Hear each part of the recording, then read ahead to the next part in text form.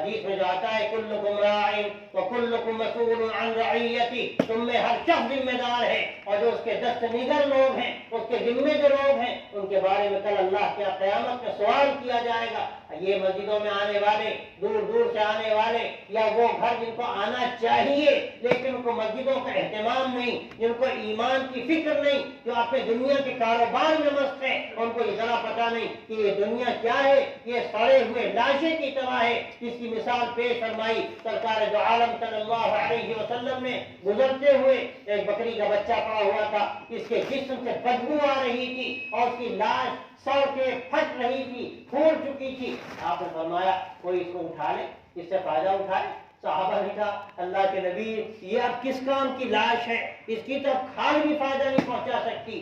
آپ نے فرمایا اللہ کے نزدیک دنیا کی قیمت یہ بھی نہیں جتنی مردار جانور کی قیمت، لیکن آج اس مردار جانور کے لیے ہم اپنا ایمان بیچنے کے لیے تیار ہیں، اس مردار جانور کے لیے ہم حق مارنے کے لیے تیار ہیں۔ ہم وراثت کی تقسیم شریعت کے مطابق نہ کر کے تھوڑی سی دولت کے لیے ہم سب کچھ کرتے ہیں، ہم مقدمے بازیاں کرتے ہیں، اپنا ایمان بیچتے ہیں، اپنا وقار بیچتے ہیں، اور ہمیں ذرا بھی خیال نہیں ہوتا کہ اللہ تبارک و تعالی نے ہمارے دل میں کیا کیا۔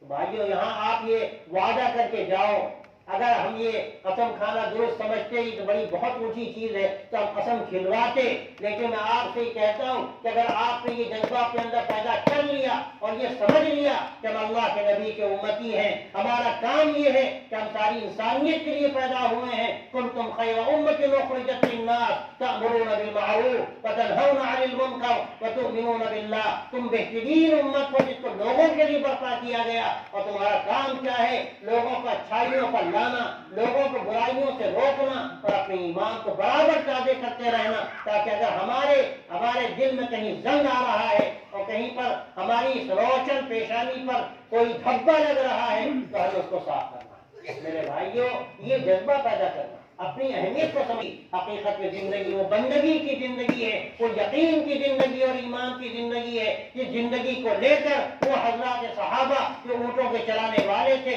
جہاں نہ کوئی تمدن تھا، جہاں نہ کوئی علم تھا، جہاں نہ کوئی ٹیکنالوجی تھی، جہاں نہ کوئی ان کے پاس اسباب تھے، لیکن ایمان و اخلاق کی وہ طاقت تھی جس کے نتیجے میں انہوں نے دنیا میں ڈنکا بجا دیا۔ میرے دوستو آج اسی کی ضرورت ہے۔ آپ یہاں سے طے کر کے جائیے کہ ہمیں محلے محلے محنت کرنی ہے، ہمیں جا کر ایک ایک گھر کا دروازہ کھٹکھٹانا، ایک ایک گھر کا دروازہ کھٹکھٹانا۔ آپ جانتے ہیں کس تیزی کے ساتھ اقتدار پھیل رہا ہے، ہماری بچیاں کس تیزی کے ساتھ غلط راستے کی طرف جا رہی ہیں۔ کیوں جا رہی ہیں؟ ان کو کچھ پتہ نہیں کہ ایمان کیا، ان کو کچھ پتہ نہیں کہ ایمان کی حقیقت کیا ہے۔ وہ نہیں جانتی کہ آج جو کچھ ہمیں تھوڑی دیر کا مزہ مل رہا ہے، اس کے بعد ہمارے لیے اللہ تبارک و تعالیٰ کے فیصلے کیا ہیں۔ اگر آج اس کے لیے ہم نے بیداری پیدا نہ کی، ہم بھول گئے، اپنی بچی کو موبائل دے دیا۔ میں نے کبھی ابھی قریب میں کہیں کہا تھا کہ واقعہ ہے 4 بچیاں چلی گئیں، اللہ کا شکر ہے کوشش ہوئی آ گئیں، اور تو ایک بچی سے پوچھا گیا انتظار بڑھانے کی تھی کہ بھئی تمہیں کیا ہو گیا؟ وہ بولی ہماری اماں نے ہمیں دے دیا تھا موبائل، ہم تو اپنے کمرے میں موبائل دیکھتے تھے، ہماری اماں جا کے کھانا پکاتی تھی، ہم کہیں نہ کہیں پہنچ گئے اور ہمارا تعلق ہو گیا کسی سے، اس نے مجھے دعوت دی، میں چلی گئی اور میں واقعی راستہ بھول گئی کہ مجھے اس موبائل نے برباد کیا۔ اگر آپ لوگوں کی کوشش نہ ہوتی تو میں جہنم کا کندا۔ میرے دوستوں میرے بھائیوں ہمارے گھروں کے اندر کیا ہو رہا، آپ کو جائزہ لینے کی ضرورت ہے۔ تو یہ شیاطین وہ ہیں جو آپ کے گھروں کے اندر داخل ہو چکے۔ بھائیو میرے دوستوں میں نہیں کہتا کہ موبائل چھوڑ دو فوراً، لیکن میں کہتا ہوں کہ موبائل کی خباثتوں سے بچو۔ موبائل تمہیں کہاں لے جا رہا ہے؟ تمہارے ایمان کو سودا کرا رہا ہے، تمہیں ہلاکت و غلاظت کی جا کر گڑھے میں گرا رہا ہے، تمہاری بچیوں کو غلط راستے کی طرف وہ لبھا رہا ہے اور لے جا رہا ہے۔ اس کے بعد بھی احساس نہ ہو۔ آپ اپنے گھروں کا جا کر جائزہ لیجیے، اپنے محلوں میں دیکھیے کیا ہو رہا ہے، آپ کے پڑوس میں کیا ہو رہا ہے۔ کتنے واقعات ہیں ہمارے پڑوس سے سب کچھ ہو گیا، بھاگنے والے بھاگ گئے، ایمان کا سودا ہو گیا، ہم کو کچھ پتہ نہیں، ہمیں تو مرغ چاہیے، قورمہ چاہیے۔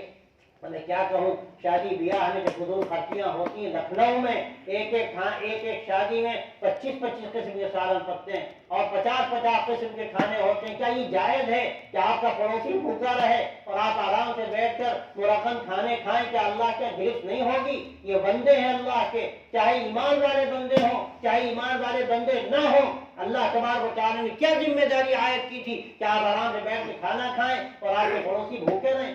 ذرا بھی اس کا احساس نہیں. ایک ایک شادی میں کروڑوں کروڑ روپے خرچ کیے جا رہے ہیں اور پڑوس میں تین تین بچیاں بیٹھی, میرے پاس لوگ آتے ہیں 4 بچیاں ہیں, کیسے شادی کی جائے, ہم کو اس کا احساس نہیں ہوتا. میں آپ سے وعدہ لیتا ہوں, آپ نے طے کیا ہے کہ ہم 50 لاکھ شادی میں خرچ کریں گے, ہم 1 کروڑ شادی میں خرچ کریں گے, میں کہتا ہوں 15 لاکھ شادی میں خرچ کریں گے. طے کر کے جاؤ کہ ہم 2 لاکھ میں شادی کر سکتے ہیں, ہم 2 لاکھ میں شادی کر سکتے ہیں. میں نے ایک جگہ کہا کہ کتنا خرچ کرو گے, بولا 50 لاکھ. میں نے کہا میاں 2 لاکھ میں شادی کر دو, 48 لاکھ میں اسکول بنا دو اور اپنی بچی کے نام پہ بنا دو, قیامت تک یادگار رہے گا اور مرنے کے بعد بھی کام آئے گا اللہ کے لیے اگر کرو گے. اور انشاءاللہ جتنے بچوں کی وہاں پر پڑھنے کے بعد ان کے ایمان بچے گا, بچوں کا ایمان بچے گا, تمہارے لیے سب کا جاریہ ہوگا. اللہ کے شکر بعد میں بات مانی.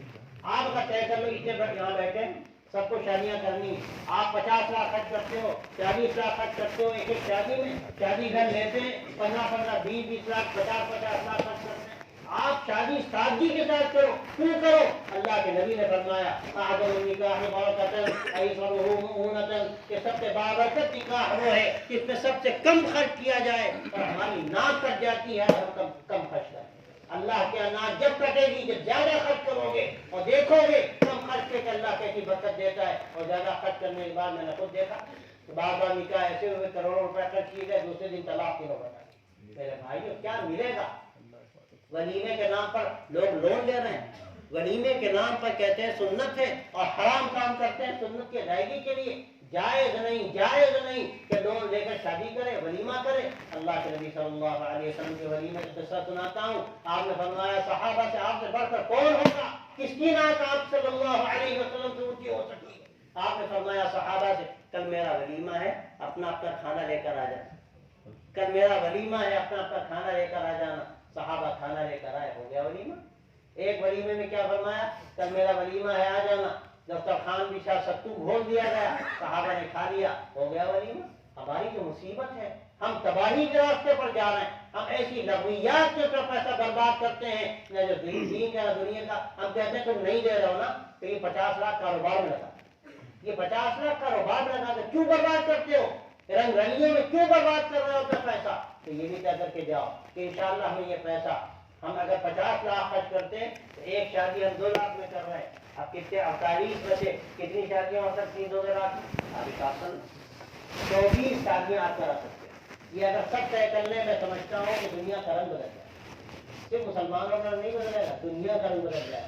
اس لیے کہ آپ کے پاس دنیا کو دینے کے لیے بہت کچھ, لیکن ہم خود اپنا عمل کرنے کے لیے تیار ہیں. تو اسی کے لیے آپ کو بلایا کہ آپ تھوڑا سا اپنا جو اسٹائل آف لائف, جس کو زندگی کا انداز کہتے ہیں, اس کو بدلنے کے لیے آپ طے کر لیجئے یہاں پر کہ آج سے انشاءاللہ ہم طے کرتے ہیں ہم فضول خرچی نہیں کرتے, انشاءاللہ صحیح جگہوں پر خرچ کریں. آپ کے محلے میں غربت کی وجہ سے بچیاں بانٹ رہی, شادیاں نہیں ہو رہی, کس سے سوال کیا جائے گا قیامت میں؟ تو آپ محلے نظام بنائیے.